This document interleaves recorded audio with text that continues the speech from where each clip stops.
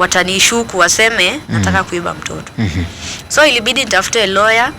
Nilianza so mimi nikamwambia ina shida. Sawa, kaleta mtoto. Mimi niliona mtoto hivi kwanza nikasikia talia. Mtoto amekonda. Mtoto ameisha. Nilimsalimia nikamfanyia mkono hivi, mtoto amenisahau. Ndio hiyo naeleweka. Juu kikaa sana mtoto anakusahau. But sasa huko labda maybe akuli vizuri. Si poa.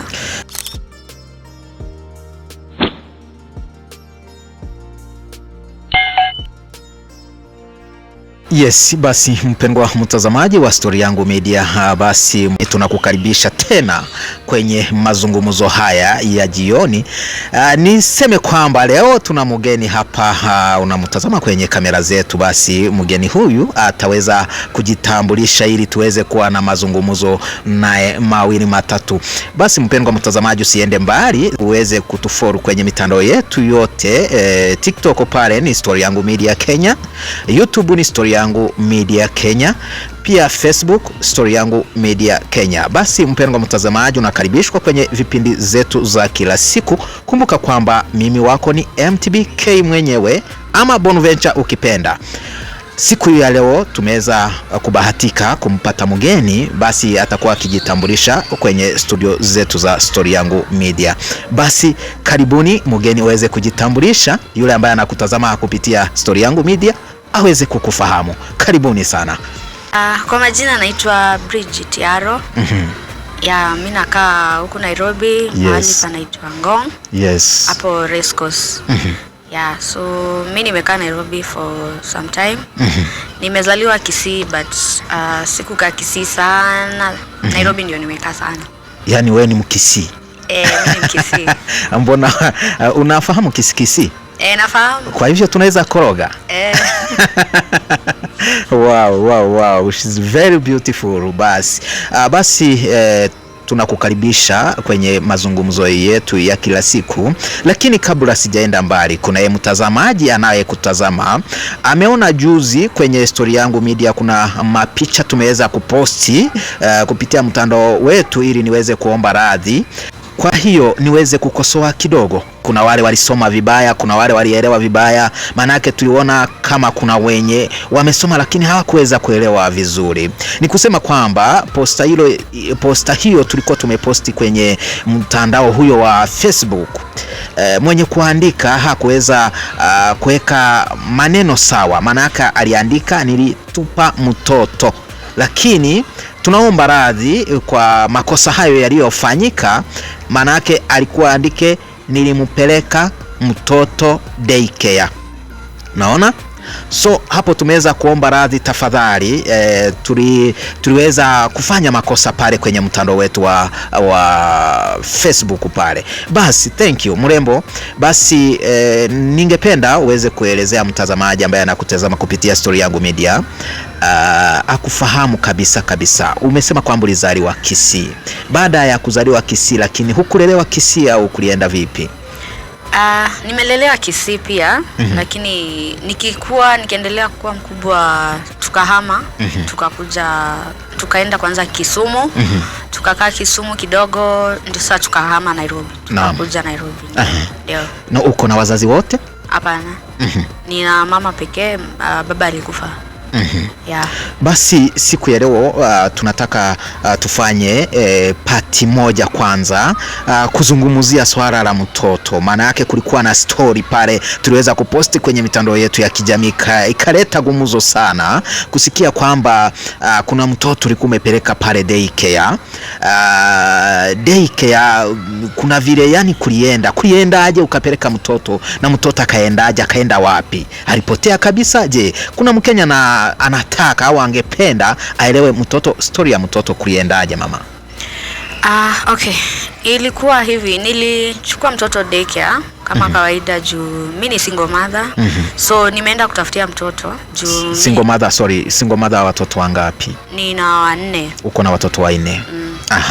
So nikaenda nikaacha mtoto daycare. Hii daycare ilikuwa mahali pageni, sikuwa napajua.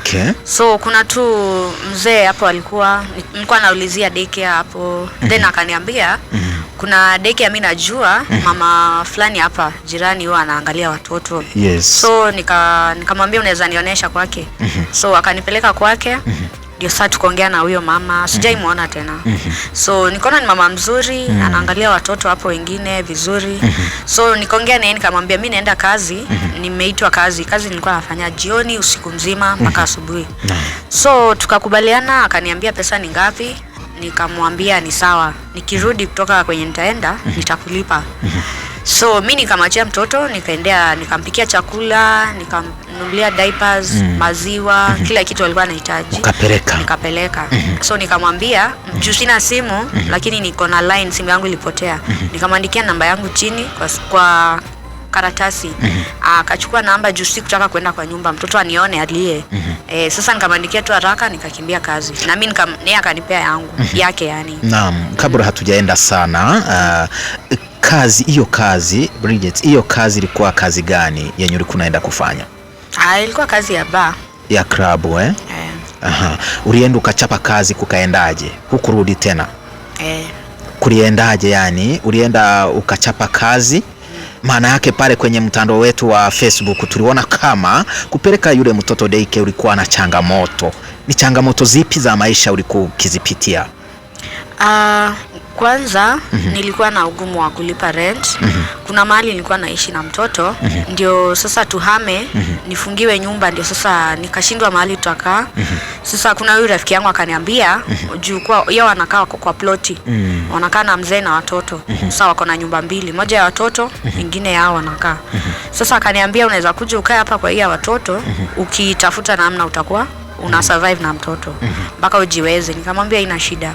Sasa ile kwenda huko pia haikuwa nyumba ile nzuri sana, yani ilikuwa nyumba ya mabati. Mvua sometimes ikinyesha inaingia kwa nyumba. Tulikuwa tunalala chini tu. So tukasurvive hapo kidogo kidogo. Sasa nikaona si vizuri tukaa hivi na nafaa mtoto akule, nimtafutie mavazi. Ni kweli. Sasa nikaona nitafute tu kazi. So nikabeba mtoto mgongo, nikaenda kwanza kutafuta kazi kutoka baa moja mpaka ingine. Hivyo ndio nilikuwa na survive. Nikikosa chakula, mtu ananibaia leo Pampers, ananibaia chakula mtoto, ama tunaenda kwa hoteli tunakula tunarudi kulala. So ikaenda hivyo, nikaona sina haja niishi hivi, nataka kazi. So nikaitiwa kazi tu ya bar, na ndio hivyo nikampeleka mtoto daycare kesho yake. Hivyo ndio kulienda. Sasa wakati nilimpeleka, mimi unajua kazi ya bar sana sana unajua inakuanga ngumu. Sana sana ukiwa hivi kama mimi. Naelewa. Watu wanaona wewe ni msichana mdogo. Yes, mlembo kabisa. Sasa unajua wengi wao watataka kutumia. Ni kweli. So mimi nikimaliza kazi ilifika saa 4. Huyu mama akanipigia, line ilikuwa nimekaa kwa simu ya kazi. Sikuwa na simu. So nikampigia nikamwambia nitachelewa kidogo, lakini wacha niombe ruhusa nione kama atanipea ruhusa. So nikaongea na mwenye tulikuwa tunafanya na yeye hiyo siku, akaniambia wewe enda, lakini unajua utapewa pesa yote. Nitakupea 100 peke yake. Sasa akanipea 100. Nikafikiria nitafanyia nini? Ili daycare anafaa kulipa 100. Ni kweli. Mtoto anataka chakula kwa nyumba, stove, napika na stove. Stove inataka mafuta ya stove. Sina. Sasa nikabidi nitafute njia zingine za kutafuta pesa extra. Ndio nikienda isikue ugumu. So kuna huyu mzee akani approach hapo tu kwa bar, akaniambia mimi tunaweza enda nikupe pesa fulani. Sasa hivyo ndio tukaenda. Haikuwa kupenda kwangu, lakini nilitaka ni provide mtoto akule.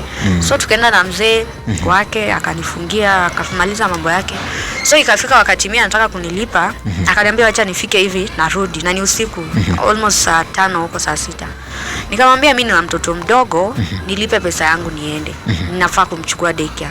Na sina simu. Unaona wewe mama maybe ananitafuta kwa simu anipati. Mzee akasema wewe acha nikae niende, ninunue kitu narudi. Hivyo ndio mzee alinifungia kwa nyumba na kafuli na kaenda. Lakini kuna vile mlikuwa mmeelewana ya malipo yenye atakupea. Mlikuwa mmeelewana pesa ngapi pale? 2,000. Alikuwa kulipa 2,000. Maana yako ulikuwa unaona kama utakuwa umesaidika kabisa kulingana na changamoto ya maisha unayoyapitia pale. Ndio. So alikulipa hiyo pesa, lakini wakati alirudi kufungua hiyo nyumba hakunipea yote. Alinipea 1,000. 1,000. Ndio kutoka pale basi ulirudi ukamtafuta yule mtoto pale daycare, ulifanya nini? Sasa huyu mzee sijakwambia alirudi saa ngapi. Alirudi kesho yake jioni. Nimekaa amenifungia kwa nyumba siku mzima, nashindwa mtu alienda wapi. Sina simu, sijui majirani hapo. Sasa mimi nimekaa kwa nyumba, hata chakula sioni kitu naweza kula. Nikaona maybe chai tu hapo, soda hivyo. Sasa mimi nikaanza kulia, nashindwa sasa nitafanya aje. Ule mama kwenye yuko labda atanifikiria mimi nimefanya nini, nimemtupia mtoto Sasa hivyo ndio kulikuwa na confusion. Sasa ule mama akaona nikalitupa mtoto na nikatoroka. Sasa bii kukuja kesho yake sasa ndio naenda kuchukua mtoto. Napata mtoto alipelekwa police station. Nikaambiwa na majirani ule mama alikungoja hizo siku 2 au kuji. Sasa mimi najaribu kuexplain venye ilifanyika, hakuna mtu ananielewa. Hao wanaona nilitupa mtoto. Ndio maana sasa ikasemekana kwamba ni kutupa mtoto, umemtupa lakini huku umemtupa. Ilikuwa hali hiyo tu, changamoto ya maisha. Ilikuwa ni mwaka gani? Ilikuwa last year, December. Ilikuwa December. Ilikuwa December last year. Ndio mtoto alipelekwa. Kwa hivyo tuseme amekaa miezi mingapi nje sasa? Nikaa miezi 4 sahi. Miezi 4 sahi. Ulisikia lakini penye mtoto alipelekwa ni police station gani? Hapo Rongai inaitwa Nyotu Police Station. Nyotu Police Station. Lakini tukirudi nyuma kidogo, mtoto akipelekwa pale police station hawezi kaa pale, maybe apelekwe pale kwenye children's home, atafutiwe children's home. Maybe kuna vile unaweza kuwa unajua mahali in case kama ni kumtafuta tunaweza ampata. Ndio najua. Kuna moja children's home kubwa hapo Rongai, hiyo inaitwa Miale. Miale so hiyo ndio nilikuwa sana nilikuwa nashuku huko ndio alipelekwa, but sikuwa na evidence ya kujua huko ndio alienda. So ilibidi nianze kutafuta njia za kuenda police station venye nitaanza kuexplainia nini ilifanyika, na singeenda peke yangu. Naona hiyo ilikuwa kesi. Sasa wataanza kunielewa aje mimi nakuja kusema mtoto mwenye hata sina anything kuhusu mtoto. Watanishuku waseme nataka kuiba mtoto. So ilibidi nitafute lawyer. Nilianza kuulizia tu marafiki zangu maloya kama wanaweza nisaidia. Haya, kuna wenye wakanisaidia wakanikula pesa, lakini hawakunisaidia. Haya, kuna wengine wakanisaidia wakanitumia. Sasa nilikuwa tu na depression. Nilifall into depression kabisa. Chungu sana kabisa. Lakini sasa mtoto yuko salama, utajuaje kama hujamuona? Mtoto yuko salama ama kuna vile uliuona mtoto? Ulimuona? Nilimuona mtoto after nimetumwa huko kwa children's home. Nikaambiwa ende umuone, uende na hii barua. So kuenda kufika ni kwanza nikaulizwa maswali, mbona ulioacha mtoto nini? Nikawaelezea. Wakasema si hatuwezi kujudge, kuna watoto wengi wameletwa huko. Na sisi hatuwezi judge wazazi. Juu maybe mama alikuwa anapitia hivi na hii. Wakasema hata tunawapeanga watoto. Lakini sasa kabla tuwapee, tunafaa tujue wako stable enough kuchunga huyo mtoto. Hatuwezi tu release mtoto hivyo. So mimi nikamwambia ina shida. Sasa wakaleta mtoto. Mimi niliona mtoto hivi kwanza nikasikia talia. Mtoto amekonda. Mtoto ameisha. Nilimsalimia nikamfanyia mkono hivi, mtoto amenisahau. Ndio hiyo naeleweka. Juu ukikaa sana mtoto anakusahau. So nikamsalimia hivi, mtoto alimshika mkono. Mkono ni mdogo, yani hata akai mtoto wa miaka 2 kabisa. Ni mdogo, yani nilisikia kulia. Ilikuwa uchungu sana. Kwa hivyo unadhani huenda akawa pia anapitia changamoto pale kulingana na jinsi ulivyomuona? Ndio. Nilisikia vibaya sana. Mimi nataka tu niweze kumtoa huko. Nimlee mimi mwenyewe. Juu mimi nikimlea shida tu ndio ilinifanya nifike hapo. But mimi nililea mtoto wangu vizuri. Ni healthy boy. Very healthy, anakula vizuri. Ni kweli. But sasa huko labda maybe akuli vizuri. Si poa.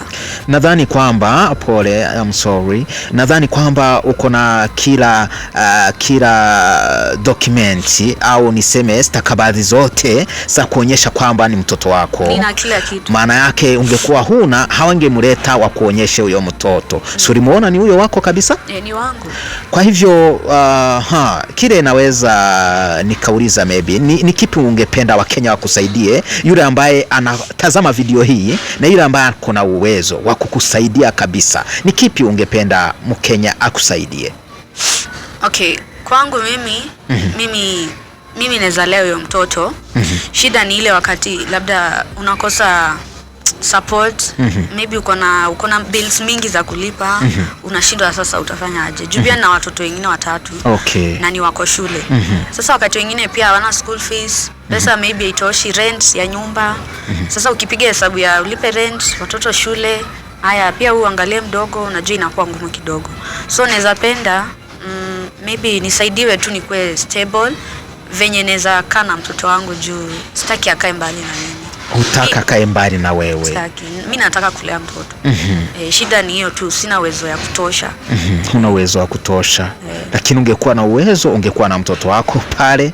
Huna kabiashara kokote unafanya maybe, yani una survive aje maisha? Nilikuwa na hoteli.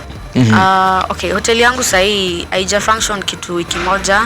Sababu ya hiyo watoto walikuwa narudi shule. So nilikuwa napiga hesabu, niko na pesa fulani. Hii pesa nitawapea watoto waende shule, ama nitalipa rent, ama nitaangalia duka niendelee kufanya kazi.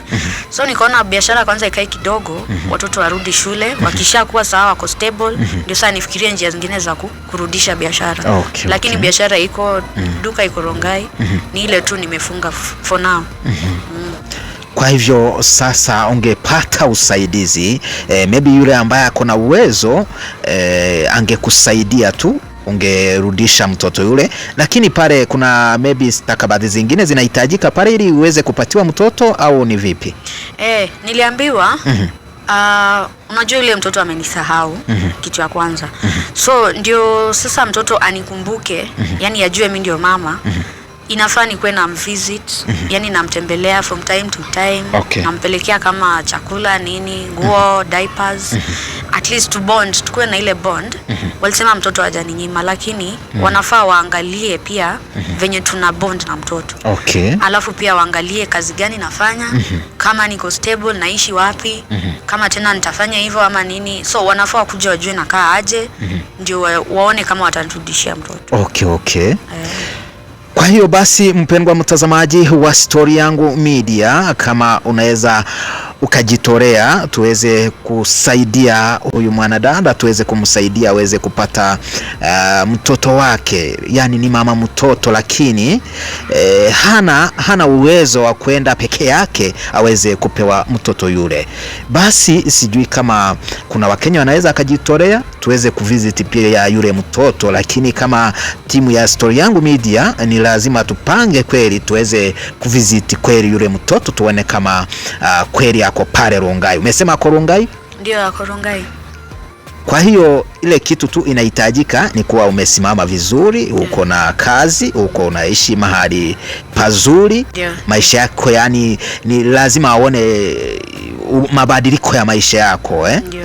So kwa hiyo kama kuna yule Mkenya angependa akusaidia, matoe usaidizi wako, hata kiwa nje ya nchi, wale wako Amerika, wale wako Canada, wako yani dunia mzima, yule Mkenya yoyote anaweza apenda kukupea msaada au kukusaidia. Kama kuna namba yako, unaweza tukatoa namba yako yenye naweza kupata nayo pia, si ndio?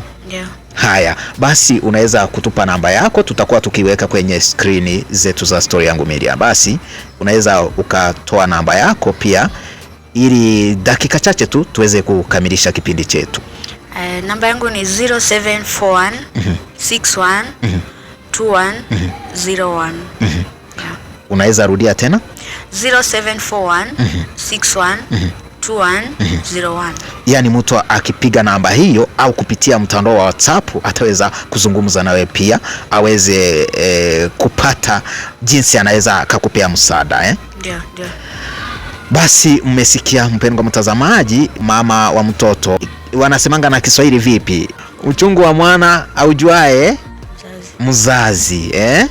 So mpendwa mtazamaji, yule ambaye anaweza akasaidia dada huyu aweze kupata mtoto wake, ako pale Rongai, alipelekwa Children's Home. Basi tafadhali ningependa niombe ujitokeze na marafiki zetu wote hawa, kina Mosiria, Geoffrey Mosiria, hawa wote tungewasihi kama wako na uwezo wa kuweza kukusaidia, pia wanaweza jitokezea wakusaidie uweze kupata mtoto wako, na si ati wakusaidie wenyewe. Hata sisi timu kama Story Yangu Media tutahakikisha mtoto huyo umempata na mtoto huyo anaishi vizuri na afya kabisa, mtoto huyo uko naye kabisa. So ni lazima tutaweza kupanga tuone ni vipi tunaweza tukafikia mtoto huyo, pia tuweze kumtembelea, tujue kama wanaweza kubali. Sijui kama atatukubalia kama media kuingia pale,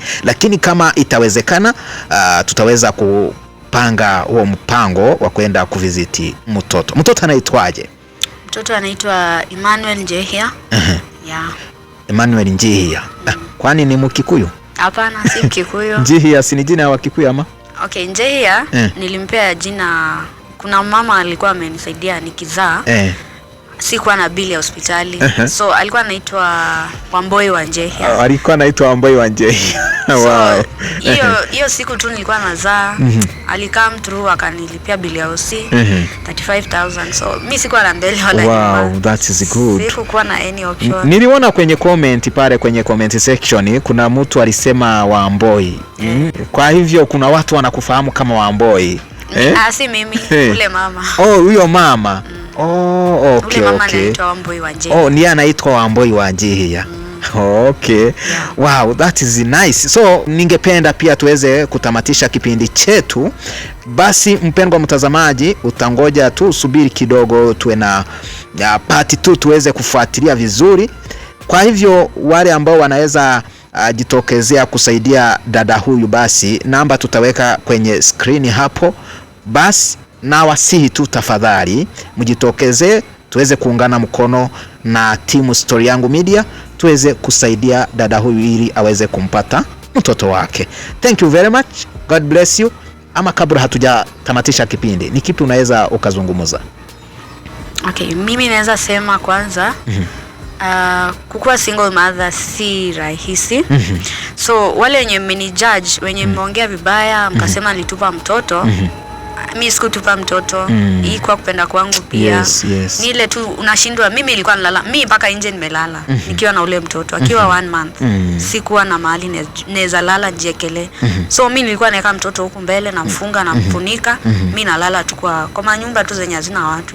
So watu mkiona saa zingine unaona na maybe mtoto ako huko children's home, wale wengine wako na watoto huko, si kwenda kwa mtu. Ilikuwa live. Unasema ili mtoto akae huko juu ataangaliwa, wewe ukae ukiteseka. Yes, I understand you. Mimi ni mtu mkubwa naweza vumilia, but mtoto hawezi. Ni kweli. Yeah, so watu wasini judge. Mimi naomba tu wanisaidie. But mama uko na miaka mingapi? Mimi niko 33 years. 33. Uko nayo kweli? Okay, basi mpendwa mtazamaji, niweze kutamatisha kipindi hiki cha Story Yangu Media. Basi hiyo ndio story yake. Basi mpendwa mtazamaji, tupatane kwenye part 2. Tunawapenda sana. Mwenyezi Mungu awabariki, awatendee mema. Tunawapenda sana. Tutafute jinsi tutaweza kusaidia dada hapa aweze kumpata mtoto wake. Thank you. Mimi wako ni MTBK au Bonaventure mwenyewe. Asante.